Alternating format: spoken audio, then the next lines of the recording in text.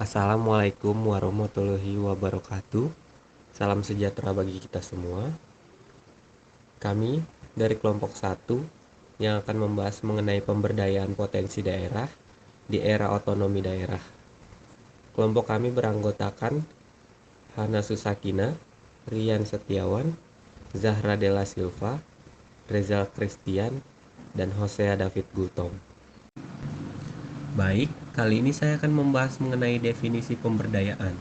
Pada dasarnya, pemberdayaan merupakan suatu proses perubahan yang menempatkan suatu kreativitas dan prakarsa masyarakat. Dari pengertian tersebut, dapat dikatakan bahwa elemen penting dari pemberdayaan adalah partisipasi. Partisipasi merupakan proses aktif. Inisiatif diambil oleh masyarakat sendiri, dibimbing oleh cara berpikir mereka sendiri. Dengan menggunakan saran dan proses, mereka dapat menegaskan kontrol secara efektif. Beragam definisi pemberdayaan menjelaskan bahwa pemberdayaan adalah sebuah proses dan tujuan. Sebagai proses, pemberdayaan adalah serangkaian kegiatan untuk memperkuat kekuasaan atau keberdayaan kelompok lemah dalam masyarakat, termasuk individu-individu yang mengalami masalah kemiskinan. Sebagai tujuan, maka pemberdayaan merujuk pada keadaan atau hasil yang ingin dicapai oleh sebuah perubahan sosial, yaitu masyarakat miskin yang berdaya, memiliki kekuasaan, atau mempunyai pengetahuan dan kemampuan dalam memenuhi kebutuhan hidupnya, baik yang bersifat fisik, ekonomi, maupun sosial, seperti memiliki kepercayaan diri, mampu menyampaikan aspirasi, mempunyai mata pencarian, berpartisipasi dalam kegiatan sosial, dan mandiri dalam melaksanakan tugas-tugas kehidupannya. Pengertian pemberdayaan sebagai tujuan seringkali digunakan sebagai indikator keberhasilan pemberdayaan sebagai sebuah proses. Permasalahan yang terjadi dalam masyarakat. Tantangan bangsa Indonesia di era otonomi daerah ini tidaklah ringan, mengingat ada semacam fenomena di mana sementara bangsa-bangsa lain sudah saling berkompetisi untuk terus maju dalam rangka meningkatkan daya saingnya. Sementara bangsa kita justru terpuruk dalam pembenahan masalah-masalah ekonomi, sosial, maupun politik dalam negeri. Di balik itu semua, ada permasalahan yang paling mendesak untuk dicari pemecahannya saat ini adalah masalah kemiskinan. Mengingat permasalahan kemiskinan ini seakan beranjak di tempat, terlebih bila kita melihat kondisi kemiskinan bangsa Indonesia terkini. Terungkap dari kajian terbaru dari Bank Dunia yang menyimpulkan bahwa kemiskinan di negara kita bukan sekedar 10-20% penduduk yang hidup dalam kemiskinan, tetapi kenyataan lainnya membuktikan bahwa kurang lebih 3/5 atau 60% penduduk Indonesia saat ini hidup di bawah garis kemiskinan. Kondisi di atas jelas memprihatinkan, mengingat realita kemiskinan di atas jelas bukanlah permasalahan yang mudah diatasi, mengingat kondisi kemiskinan yang harus ditanggulangi mencakup banyak segi. Pemilihan sumber daya yang tidak merata, kemampuan masyarakat yang terbatas, dan ketidaksamaan kesempatan dalam menghasilkan akan menyebabkan keikutsertaan dalam pembangunan yang tidak merata. Ini semua pada gilirannya akan menyebabkan perolehan pendapatan yang tidak seimbang dan selanjutnya menimbulkan struktur masyarakat yang timpang. Secara umum, permasalahan kemiskinan dan ketidakberdayaan disebabkan oleh dua faktor utama.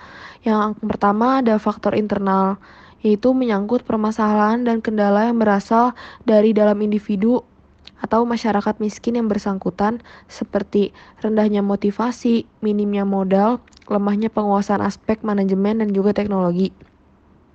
Sementara faktor eksternal penyebab kemiskinan dan ketidakberdayaan adalah belum kondusifnya aspek kelembagaan yang ada. Di samping masih minimnya infrastruktur dan daya dukung lainnya, sehingga potensi-potensi yang dimiliki oleh masyarakat tidak dapat ditumbuh kembangkan. Dan selanjutnya, bagaimana cara mengimplementasikan pemberdayaan masyarakat berdasarkan permasalahan-permasalahan yang ada di masyarakat. Kita dapat mengimplementasikan pemberdayaan masyarakat sebagai upaya penyelesaiannya.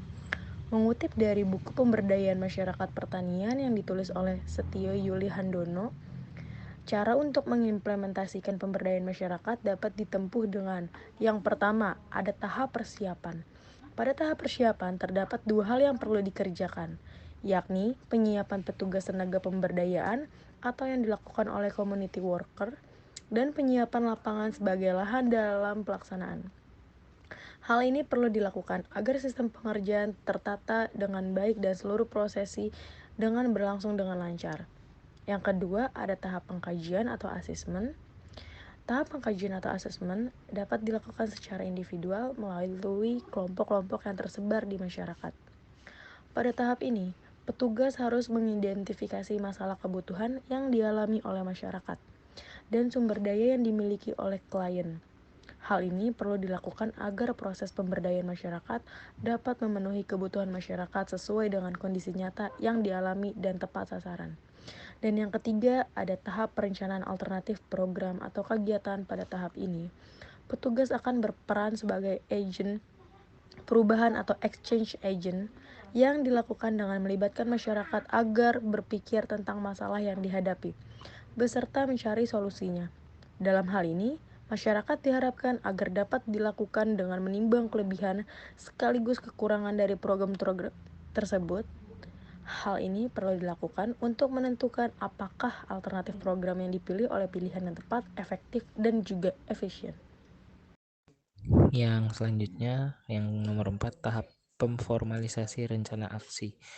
Pada tahap ini, agen perubahan turun dan menghadapi masyarakat secara langsung untuk membantu masing-masing kelompok masyarakat dalam merumuskan dan menentukan program atau kegiatan yang dapat membantu menyelesaikan masalah yang ada.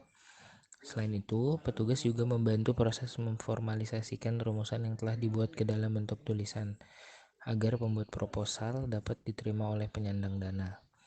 Yang nomor 5, tahap implementasi program atau kegiatan. Pada tahap ini, masyarakat harus memahami maksud, tujuan, dan sasaran program terlebih dahulu untuk menghindari kendala pada saat melaksanakan program. Selain itu, kerjasama antara petugas dan masyarakat juga diperlukan agar program dapat berjalan dengan baik dan tertib.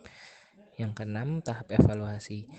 Pada tahap ini, tak hanya petugas saja, namun keterlibatan masyarakat juga diperlukan dalam mengevaluasi program pemberdayaan masyarakat yang sedang berjalan.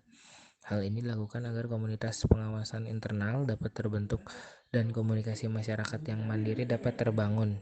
Tujuan diterapkannya tahap ini ialah mengukur keberhasilan program yang sedang dijalani agar permasalahan tersebut tidak terjadi kembali pada periode berikutnya. Tahap terminasi. Pada tahap ini akan dilakukan pemutusan hubungan dengan komunitas sasaran yang bersangkutan dan proyek resmi berhenti. Jikalau mencapai tahap ini, artinya masyarakat yang diberdayakan dianggap telah mampu mengubah kondisi masyarakat ke arah yang lebih baik, dan kini dapat menjamin kelayakan hidup bagi dirinya sendiri dan keluarganya.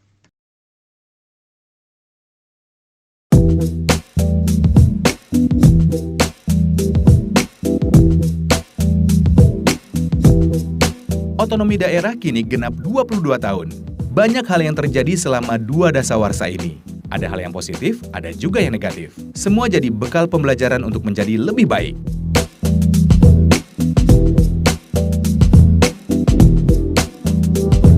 Singkatnya, begini. Di tahun 1903, kolonial Belanda mengeluarkan Stadsblad nomor 329 yang memberi peluang dibentuknya satuan pemerintahan yang mempunyai keuangan sendiri. Ini kebijakan otonomi daerah pertama yang diberlakukan di Indonesia. Pada tahun 1945, pemerintah mengeluarkan Undang-Undang nomor 1 tahun 1945 yang menitikberatkan asas dekonsentrasi, mengatur pembentukan komite daerah, KND, karesidenan, kabupaten, dan kota berotonomi. Undang-Undang nomor 22 tahun 1948 menyebutkan bahwa daerah negara RI terdiri dari 3 tingkat atau provinsi, kabupaten atau kota besar, desa atau kota kecil. Masing-masing daerah berhak mengurus rumah tangga sendiri. Menurut Undang-Undang nomor 1 tahun 1957, daerah otonom diganti dengan istilah daerah swatantra. Wilayah RI dibagi menjadi daerah besar dan kecil. Tahun 1996, pemerintah melalui Kepres nomor 11 tahun 1996 menetapkan 25 April sebagai Hari Otonomi Daerah.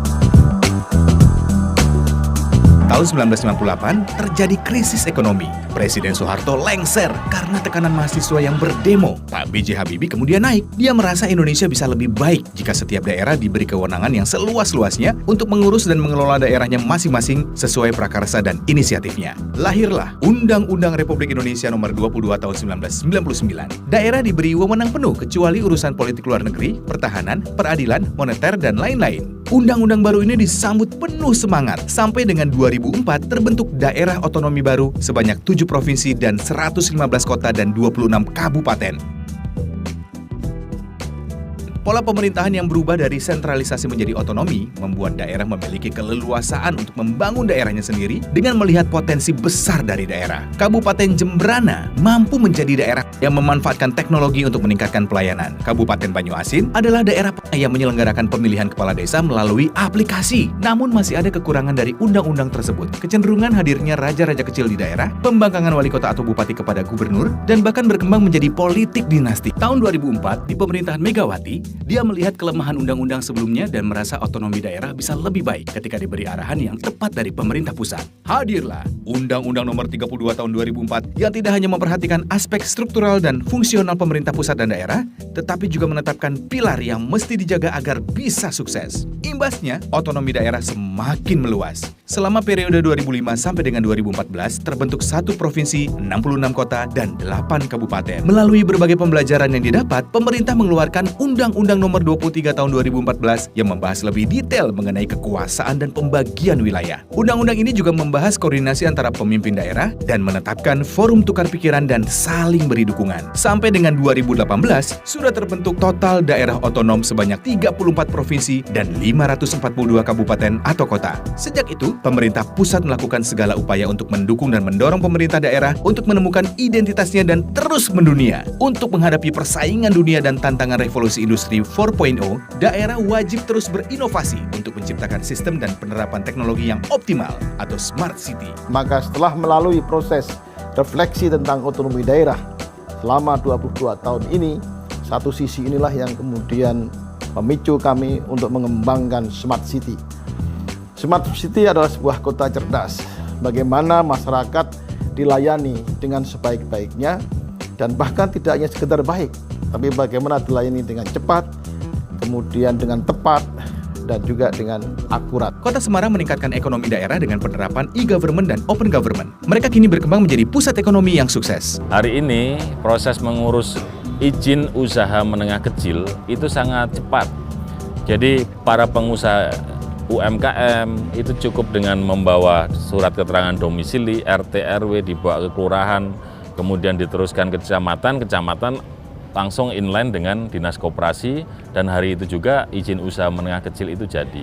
Banda Aceh membangun kota cerdas dengan pendekatan kearifan lokal. Islamic Smart City pertama di Indonesia, bahkan di dunia. Kota Pontianak melayani semua kebutuhan warga dan wisatawan dengan satu aplikasi bernama Gencil. Pelayanan meliputi kuliner, wisata, acara, harga pangan, hingga melaporkan keluhan. Pendapatan pajak bisa dipantau secara online dan langsung. Kota Ambon meningkatkan PAD dengan teknologi melalui pajak daerah online. Selain itu, banyak kisah sukses daerah lainnya, tapi perjuangan masih belum selesai. Banyak daerah yang butuh dukungan dan kontribusi kita. Otonomi daerah masih akan terus berbenah dan menjadi lebih baik lagi. Membangun daerah dari pinggiran sesuai nawacita Presiden Jokowi.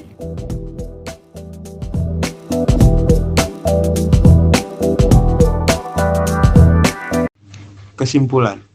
Pada dasarnya, pemberdayaan merupakan suatu proses perubahan yang menempatkan suatu kreativitas dan prakarsa masyarakat. Dari pengertian tersebut, dapat dikatakan bahwa elemen paling penting dari pemberdayaan adalah partisipasi.